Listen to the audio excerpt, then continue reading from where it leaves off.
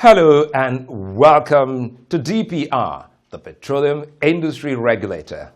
Today our focus is on Nigeria's sedimentary basins, which are the rock formations that contain crude oil and gas. Now in Nigeria there are seven of these formations. In today's episode we'll get to know which division within the Department of Petroleum Resources is responsible for doing the background work before oil and gas blocks are allocated. Now, how are they done? That's pretty much a big question. Now, how transparent is this bid round? All this and many more after the tidbits. The Crude Oil Delivery and Refinery Performance Review meeting for September of 2018, recently hosted by the Department of Petroleum Resources, DPR, at its Lagos headquarters premises, witnessed an impressive turnout of representatives of the nation's refineries, indigenous oil companies, that's the IOCs, as well as DPR field officers. The Deputy Director and Head Downstream Division of DPR, Mrs. Ijoma Onyeri, welcomed attendees, after which the meeting got quite busy with various other items on its agenda. The high point of the gathering's activities was the presentation of individual reports by participants. Mrs. Onyeri later spoke with our correspondent. We have come to reconcile the figures to make sure that all the reports we get from the refineries tally with what DPR has. As a regulatory arm of the government that oversees the oil and gas, inclusive of the refineries, is that we will continue to monitor. The consumption of crude oil worldwide will attain the 100 million barrels per day mark by the last quarter of this year. Now, OPEC scribe Mohamed Barkindo disclosed this in Cape Town, South Africa recently. The OPEC chief added that this level is being attained sooner than projected, and that in doing so, stabilizing the forces which create conditions conducive to attracting investments are essential. Now, OPEC had predicted that in the years leading to 2040, required global oil sector investment are estimated at $10.5 trillion. Now, this to meet the future world oil demands, which are expected to surpass 111 million barrels per day by 2040.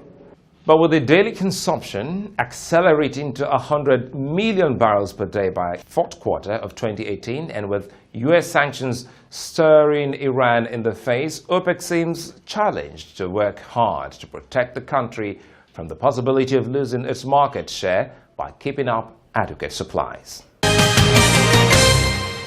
Welcome back. Now, on this segment of the program, we'll take the background report, which explains the rock formation that bears oil and gas. Now, it will also take a look at where such rock formations are found in Nigeria, and it will amaze you. I mean, it really will amaze you. And also, we'll also look at the processes put in place by the Department of Petroleum Resources, DPR, through two key branches before oil and gas blocks are auctioned. Geologists believe that many major depositions resulted in the formation of about 7 sedimentary basins in Nigeria where active petroleum exploration activities can be carried out. They are the Anambra Basin, Benue Trough, Benin Basin, Borno or Chad Basin, Niger Delta Basin, and Sokoto Rima Basin. Geophysicists and geologists have shown that the Niger Delta Basin has maintained a thick sedimentary apron and salient petroleum geological features favorable for petroleum production, expulsion, and trapping from the onshore through continental shelves and to the deep offshore terrains. Though other basins have also shown signs of availability of crude oil and gas, hence the partitioning for bidding. In 1956, the first commercial onshore discovery was made in Oloibiri by Shell. About 7 years later, Chevron discovered the Okan field, the first commercial offshore field in 1963. That explains why, among the sedimentary basins in Nigeria, aggressive exploration has been concentrated in the Niger Delta. However, the responsibility maximizing the potentials of all the sedimentary basins in Nigeria lies with the Department of Petroleum Resources. The department divides the basins into blocks and puts them up for offer for investors to prospect, explore, and produce crude oil and natural gas. The process is better known as bidding. A branch in the office of the Director of the Department of Petroleum Resources responsible for the bids is the Basinal Assessment and Lease Administration, or BALA for short. BALA's primary duty include block selection and data collation, review of guidance notes for marginal fields and open block for the bid round, and prepares bid round as well as bid round packages. Others include engagement of technical service providers and formation of bid round committee. The BA Basinal Unit is responsible for evaluating the hydrocarbon potentials of the Nigerian sedimentary basins, while the LA Lease Assessment Unit administers and manages oil and gas acreages. This administration plays an important role in supporting the department to meet its organizational goals and targets. Basically, the lease administration manages the acreage allocation in Nigeria. For us to achieve that purpose or objective, we organize bid round for the allocation of oil block. We process application for the conversion of oil prospecting license. That is what is called OPL to an OML. We also process application for the conversion or for the renewal of oil mining leases. Fourthly, we process application for the assignment of interest from the original owners to the investors. One key aspect of the basinal assessment's function is the need to understand how good the basins are. The basins are then coordinated into blocks, and the federal government's aspiration for reserve growth and replacement of Nigeria's depleting hydrocarbon resources are fulfilled. Basinal activities include speculative survey activities, concession monitoring activities, and GIS mapping, as well as crude oil and gas production attribution. The spec survey is a kind of survey conducted in open or elk acreage, and the resulting data from it, they are made available to any prospective investors for licensing. And this survey we are talking about could be geophysical or geological. So it is the duty of basinal assessment team that determines the data and resources that are available in these candidate blocks. Speculative survey activities can be broken further into ensuring adequate data storage and management, making sure that government's share of revenue generated from speculative data sales are paid promptly, maintaining a data of speculative survey in Nigeria, and initiating programs to ensure relevant data required in all frontier basins. Others include monitoring of speculative survey projects through participation in data acquisition, processing, and interpretation stages of the project, and conducting of annual technical and financial audit of surveyed projects at location of the data sets. Basinal assessment, it is structured into three. We have multi-client unit, regional studies unit, and mapping and attribution unit. the multi-client unit, they are the one that handle the availability of data and resources, while the regional studies unit oversee the hydrocarbon prospectivity of the Nigerian sedimentary basins, whereas the mapping and attribution, they keep the database of all coordinates of all oil and gas wells drilled in Nigeria.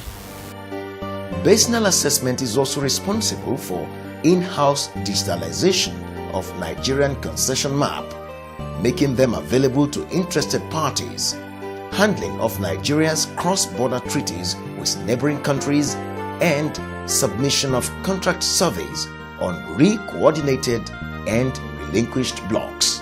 We also handle Nigerian cross-border treaties with other neighboring countries. For instance, Nigeria, Cameroon Mixed Commission, Nigeria South Tome bilateral treaty,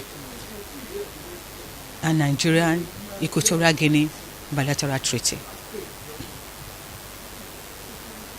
Also, we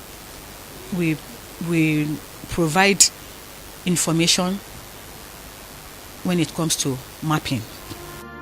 Activities of lease administration include management of acreages award process, block conversion, block renewal, assignment of interest, and block relinquishment. Others include license and lease extension and reallocation of blocks.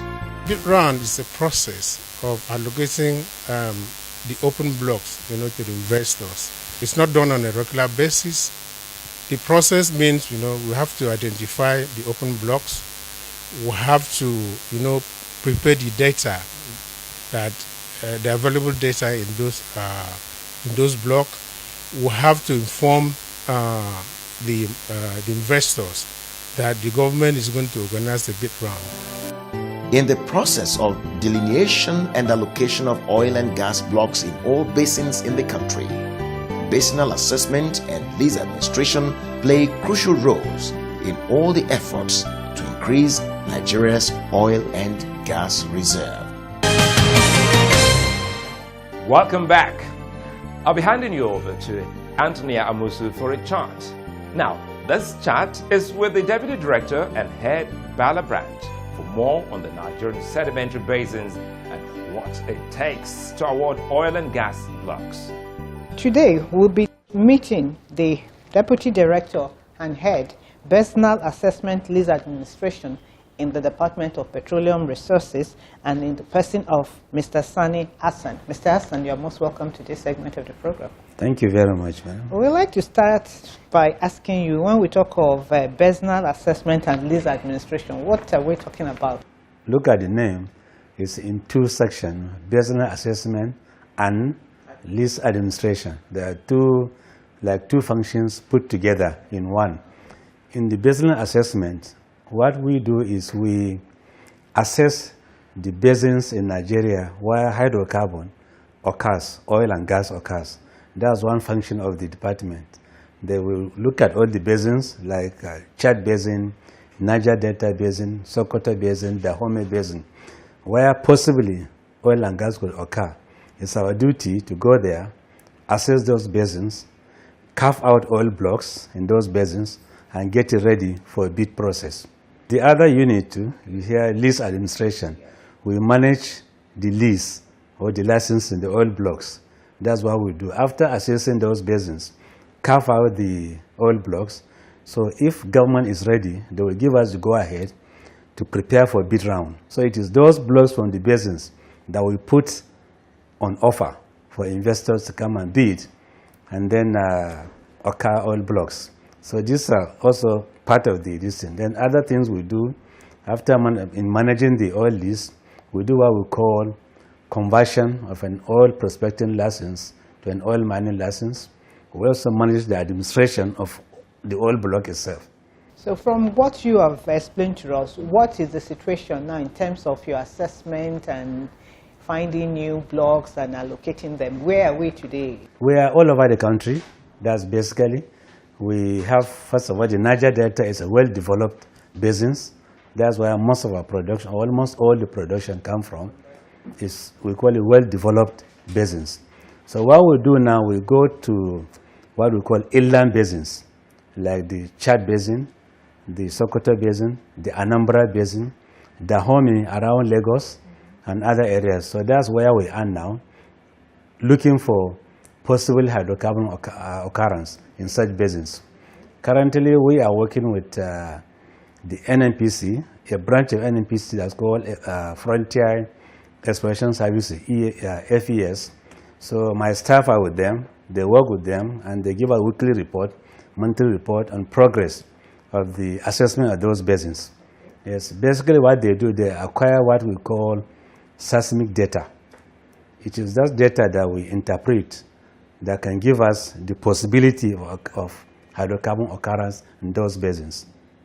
I know that Chad Basin has been in the news for a long time. What's Yes. the update now? Are we close to, or have we found anything in the Chad Basin? Chad Basin has not had some activity for a while because of the insurgency occurring in that place. For now, the activity there is suspended. But the government is making effort because by our neighbors, Cameroon, Chad, they have discovered hydrocarbon. It is the same basin that extends to Nigeria.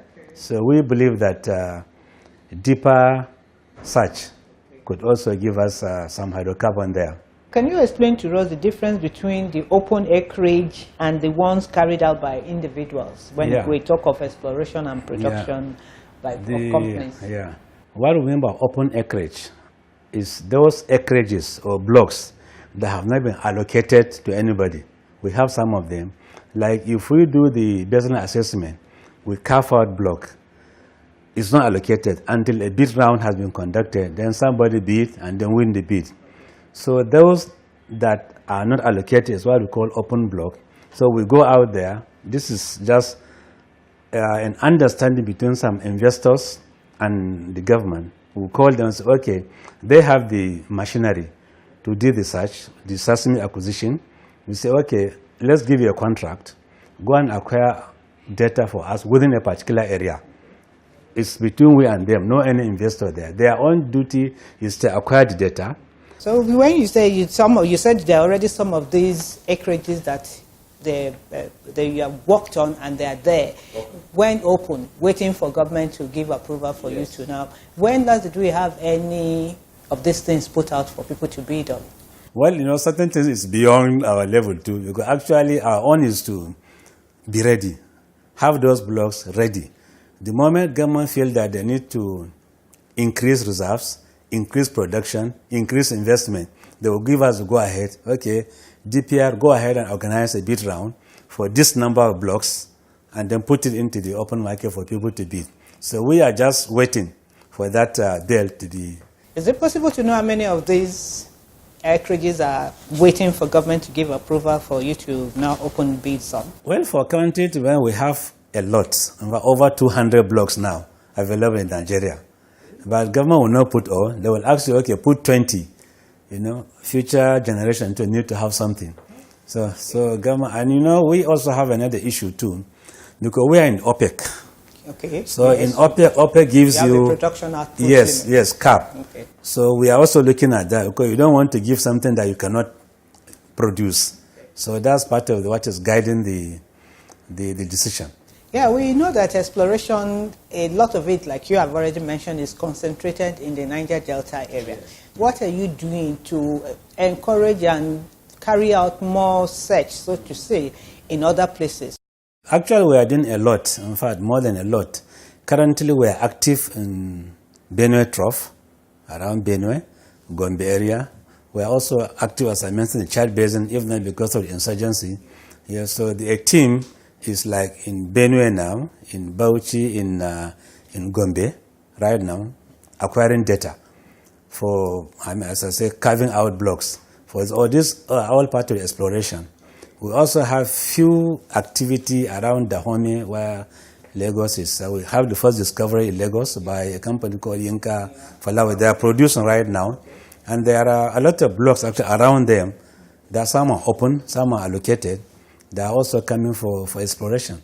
Yes. So Anambra Basin too is another place that we are really working in. Yes. So what determines where you go to carry out this exploration? How you just don't get up and go to either Benue? Something must have informed it. So what informs where you go to? Yeah. You know, usually when you say basin, the rocks are different types. We have the hard rocks and the soft rocks. So the hydrocarbon occurs in the soft rocks, that is sedimentary rocks. So that's what we look for. We look at the sedimentary rock, then we look at the aging. Is it that old enough to generate hydrocarbon? That's one. Then you look at what is called trap. If you generate hydrocarbon, it may stay or may not stay depending on the trap you have. There are some, can I say, sand that only form trap. When the hydrocarbon is generated deep down, they can't move out. So we look for those traps. Are they available or not?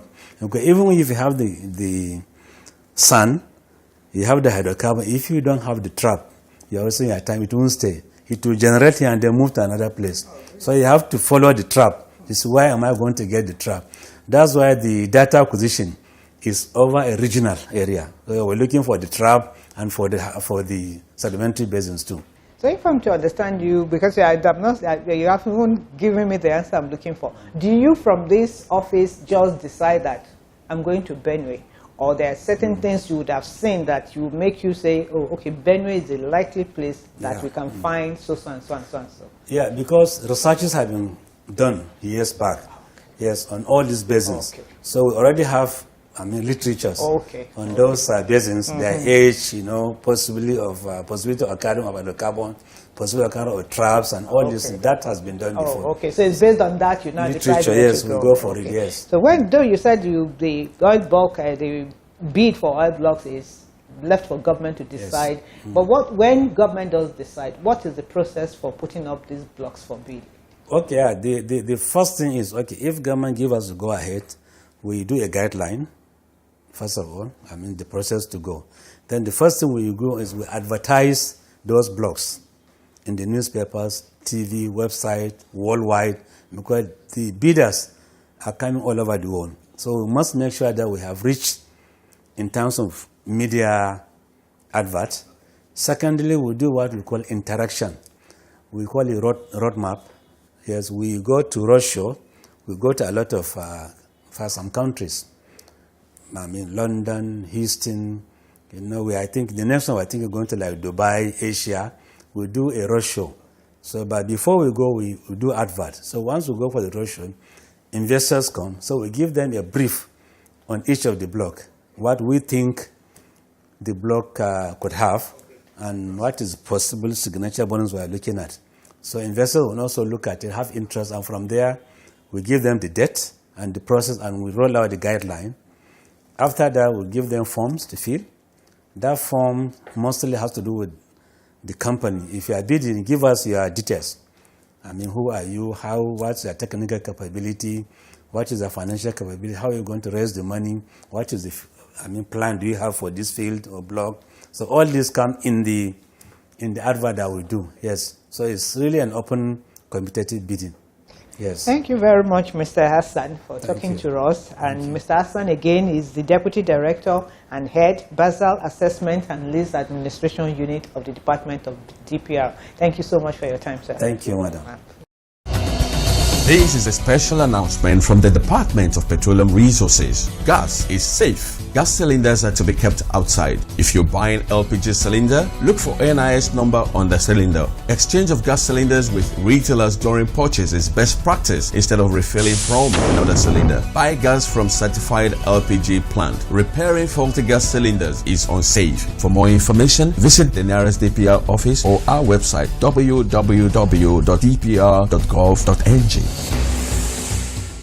Well, we've come to the end of today's edition of the program. I'm really not excited that we have to go. But again, there's something we're cooking up for you for next week. I hope you've learned a thing or two on this, on which rock formation we have crude oil and gas, well, and how these are actually put in place by the staff of the Department of Petroleum Resources to keep our crude oil and gas flowing. Many thanks for watching. I'll see you next week.